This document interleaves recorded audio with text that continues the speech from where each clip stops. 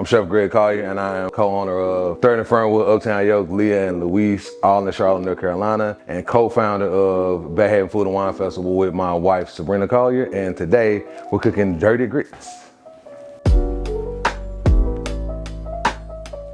Bayhaven Restaurant Group started first with the name. My wife Subrina is from Fraser. It has a lot of hills and valleys, so it floods a lot, AKA they call it the Bay. That is one of the most northern parts of town. I grew up in Whitehaven, also known as Blackhaven. It is one of the most southern parts of town, which is really, really funny. The goal is to create spaces where, especially young Black hospitality folks, older Black hospitality folks, whatever, can be seen, can be highlighted, and also everybody in the town can say, yo, we appreciate this, this is Charlotte. Today we're doing dirty grits, right? Dirty rice usually has chicken livers or whatever in it. We were trying to find ways to connect with our South differently than maybe folks do. So instead of doing chicken livers, our thought process was, okay, what else is dark, dirty, and rich, like chicken livers? And we got mushrooms. We saute the mushrooms because we want to get that oil, a little color with the mushrooms anyway, right? We're gonna do Trinity first. Trinity is onions, celery, and peppers. In Southern cookery, and in French cookery, the base vegetables are important. We take carrots and add it to our Trinity. So essentially, it's like Trinity and mirepoix together. The goal is to kind of take the base of cooking as most people know it, and Southern cooking as we know it, put that together and create something that's very familiar to everybody. Right now we got mushrooms, carrots, onions, peppers, celery. And to your left, we got milk, butter, and a little bit of salt boiling in the pot. We got Cajun seasoning, nothing special. The goal is to make this base, right? So when we make grits, we use yellow and white. Yellow grits for us is for the sweetness, white grits is for the texture. We sauteing the grain with the seasonings and the veg or whatever else you got going on. We got this milk that's been boiling with a little salted butter and salt.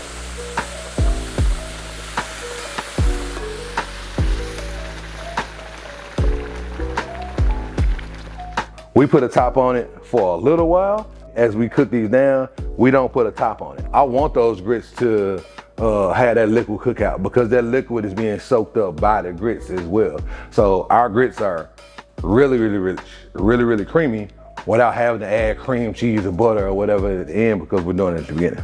I want this milk to keep evaporating. We're kind of creating our own emulsification with the corn, with the starches from the corn and everything else. So add a little more liquid. Started with maybe 1.5 quarts of milk. Since then, we probably added another 2 cups in. A lot of people soak their grits early too. You soak your grits because you're trying to make them bloom, but when you don't soak your grits, the grits take longer to cook. That's the negative of it. But the positive of it is because they take longer to cook, whatever you're cooking your grits in has longer to absorb in the pot. If I could implore y'all to do 2 things.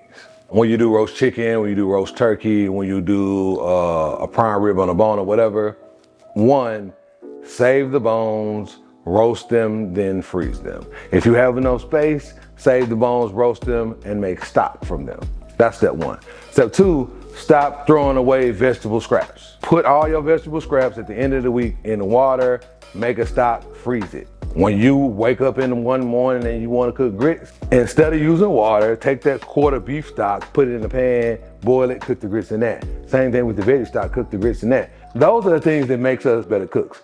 Thinking about ways to make something better later in the future. Another tip, if you can't taste everything you put in a dish, it's not seasoned enough. That's not always salt, sometimes it's acid. For me, it's always both. But when I serve grits, something acidic or pickle usually goes on top, especially if it's dinner. I'm Chef Greg Collier with Bayhaven Restaurant Group out of Charlotte, North Carolina, and this is my dirty grits. Put my That's a big ass bowl. I'm a big man though, so. How now? This is all right, man. I might know how to cook a little bit. Come check us out in Charlotte, 3rd and Fernwood, Uptown Yolk. Open every day.